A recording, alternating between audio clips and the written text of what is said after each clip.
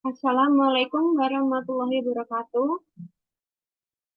Sebelumnya, perkenalkan nama saya Anindya Dindara Maheswari dengan NIM 2110408.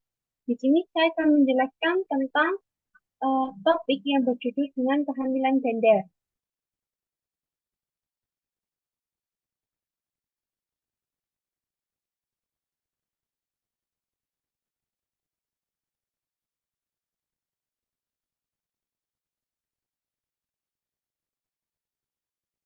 Apa yang dimaksud dengan kehamilan ganda? Kehamilan ganda adalah kehamilan dengan dua bayi atau lebih. Kemudian, ada beberapa faktor yang menyebabkan kehamilan ganda. Yang pertama itu ras bersama dengan negro. Pada rasa sendiri ini, contohnya pada orang Afrika, Amerika yang ditetapkan sebagai perempuan saat lahir lebih mungkin memiliki anak kembar daripada ras lainnya. Kemudian yang kedua ada faktor umur. Apabila pada usia lebih lanjut, orang yang ditetapkan sebagai lebih dari usia 30 tahun memiliki peluang besar untuk hamil anak kembar. Eh, Saat ini, banyak orang yang ditetapkan sebagai perempuan saat lahir menunda untuk memiliki anak, sehingga usia lanjut akibatnya mereka mungkin memiliki anak kembar. Kemudian ada paritas eh, multi. Pada faktor yang ketiga ini, yaitu dipengaruhi oleh kehamilan sebelumnya, pada kehamilan pertama sebelumnya atau dua kehamilan sebelumnya. Padahal ini eh, terutama pada kehamilan ganda meningkatkan resiko memiliki anak kembar. Kemudian pada yang faktor keempat, yaitu ada faktor genetika atau faktor keturunan. Riwayat keluarga dengan kehamilan ganda meningkatkan kemungkinan memiliki anak kembar. Kemudian yaitu ada jenis kehamilan ganda. Yang pertama jenis kehamilan kembar monozigotik. Kehamilan kembar monozigotik ini adalah salah satu sel telur yang dibuahi dan membelah.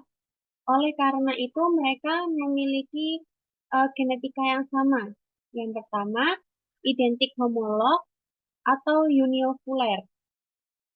Kemudian yang kedua, biasanya jenis kelaminnya sama, semisal perempuan ataupun laki-laki.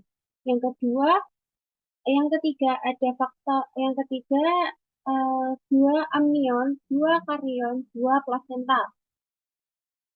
Dua amnion ini adalah dua cairan ketuban, kemudian dua kairon korion ini adalah lapisan telur dari dua membran yang mengelilingi janin yang sedang berkembang.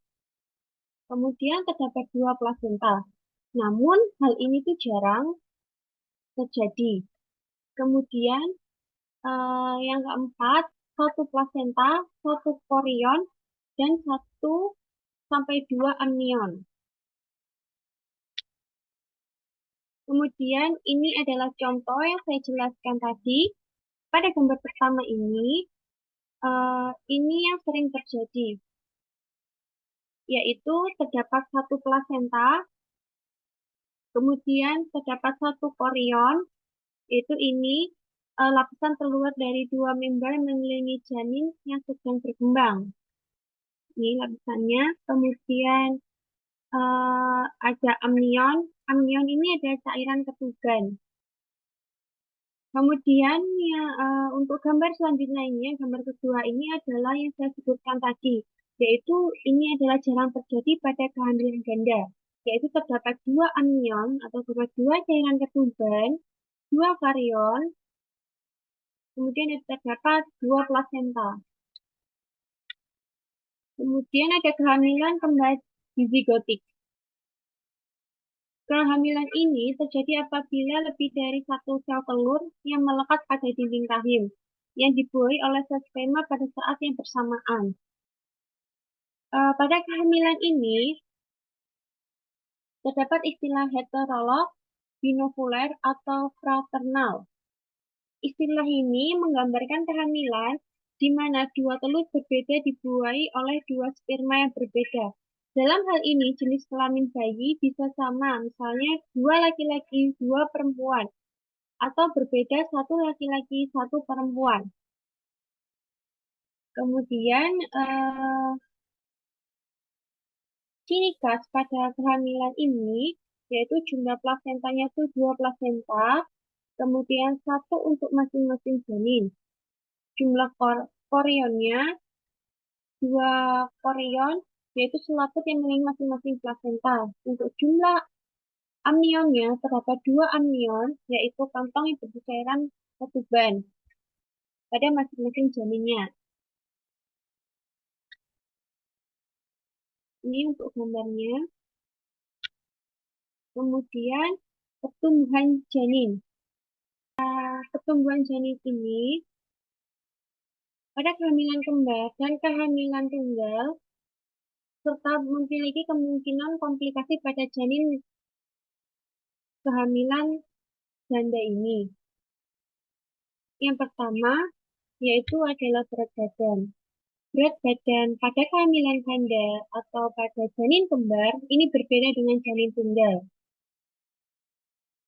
Berat badan janin kembar atau kehamilan ganda ini cenderung lebih rendah dibandingkan dengan janin tunggal. Hal ini dapat menyebabkan partus prematur. Berat badan dari kedua janin juga tidak mungkin sama, yang dapat dipengaruhi oleh faktor termasuk berbagai nutrisi di dalam rahim. Kemudian, pada kehamilan dengan janin monozigotik, dapat terjadi akardiakus dan sindrom transfusi fetal. Pada kehamilan dengan janin monozigotik, terdapat resiko komplikasi yang disebut akardius dan sindrom transfusi fetal. Akardius merupakan kondisi di mana salah satu janin tidak memiliki jantung. Sedangkan sindrom transfusi fetal adalah kondisi di mana terjadi ketidakseimbangan aliran darah antara kedua janin. Kemudian ini ada gambar twin pregnancy single placenta, yaitu ini pada kehamilan ganda atau kehamilan kembar terdapat satu plasenta. Kemudian ada twin transfusi syndrome yang seperti saya jelaskan tadi. Kemudian ini akardia yang saya jelaskan sebelumnya, sudah saya singgung. Pada gambar ini menunjukkan kondisi yang disebut akardia atau akardius yang merupakan komplikasi langka pada kehamilan kembar monozigotik. Kemudian ada letak dan presentasi janin. Terdapat 4 letak presentasi janin. Yang pertama, letak memanjang kepala dengan kepala. Kedua janin ini berada dalam posisi memanjang dengan kepala di bawah menghadap jalan lahir. Ini adalah posisi yang umum dan ideal untuk dilakukan persalinan normal. Atau pada posisi ini, itu disebut dengan posisi normal. Yang kedua ada letak memanjang kepala dan bokong. Letak memanjang, salah satu janin berada di bawah, sedangkan janin di dalam posisinya tunggang, bokong di bawah. Pada posisi ini kemungkinan persalinan normal, namun kemungkinan juga bertambah tergantung pada kondisi janin dan persalinannya. Kemudian ada letak memanjang bokong dan bokong. Kedua janin dalam posisi sungkang, yaitu bokong di bawah, ini dapat meningkatkan resiko dan mungkin memerlukan persalinan dengan bantuan seperti persalinan bedah sesar ataupun biasanya disebut dengan pektiosesarea. Kemudian keempat, kombinasi kepala, bahu, bokong bahu, dan bahu-bahu. Namun hal ini tuh jarang terjadi. Pada Letak presentasi kombinasi ini, posisi di mana salah satu janin dalam posisi kepala atau bokong, sementara janin lainnya dalam posisi melintang, bahu menghadap ke jalan lahir. Posisi ini jarang terjadi dan biasanya memerlukan penanganan khusus dalam persalinan seperti operasi sesar. Kemudian ada diagnosis. Yang pertama, besar uterus, lamanya kurang lebih lamanya A minor.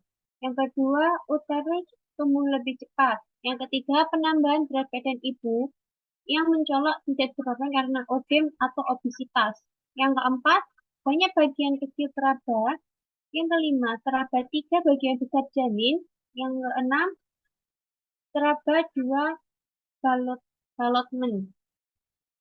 Kemudian ada diagnosis pasti. Yang pertama, teraba kepala, dua bokong, dan satu per dua punggung. Kemudian terdengar dua denyut jantung yang berjauhan dengan perbedaan yang paling sedikit 10. Kemudian yang ketiga ultrasonografi. Pada yang pertama ini harus di USG. Yang keempat ada Röntgen foto abdomen. Kemudian ada diagnosis diferensial. Apa itu diagnosis diferensial? Pada kondisi ini mempertimbangkan beberapa kemungkinan penyebab untuk keluhan atau temuan klinis tertentu yang melibatkan kehamilan. Yaitu yang pertama ada hidramion. Hidramion ini adalah kondisi di mana terlalu banyak cairan ketuban di dalam rahim selama kehamilan. Kemudian hal ini dilakukan pemeriksaan ditentukan dengan cara USG. Memastikan diagnosis USG atau ultrasonografi dilakukan untuk mengukur volume cairan ketuban. Mioma uteri adalah tumor jinak pada otot rahim, sementara kistoma ovari adalah kista pada ovarium yang biasanya berisi cairan atau material lain.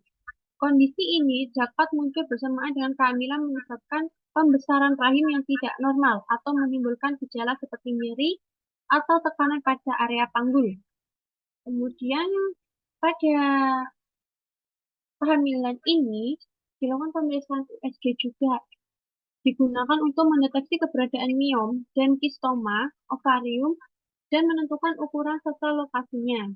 Ini penting untuk membedakan kondisi tersebut dari kondisi lain yang dapat menyebabkan pembesaran rahim atau ketidaksamaan selama kehamilan.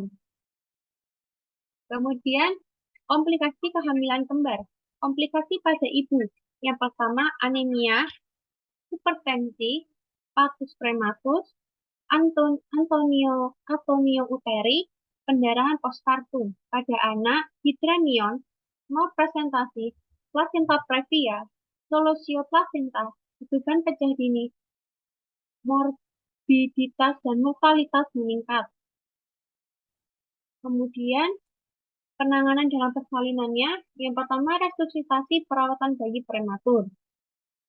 Yang kedua, hindari sedatif dan lakukan episiotomi. Kemudian, persalinan bayi dua harap diwaspadai.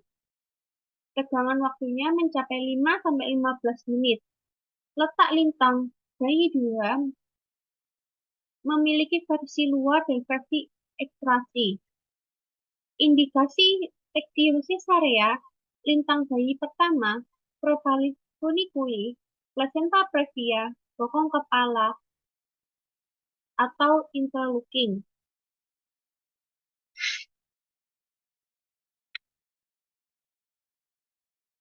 Baik, begitu saja materi yang saya sampaikan.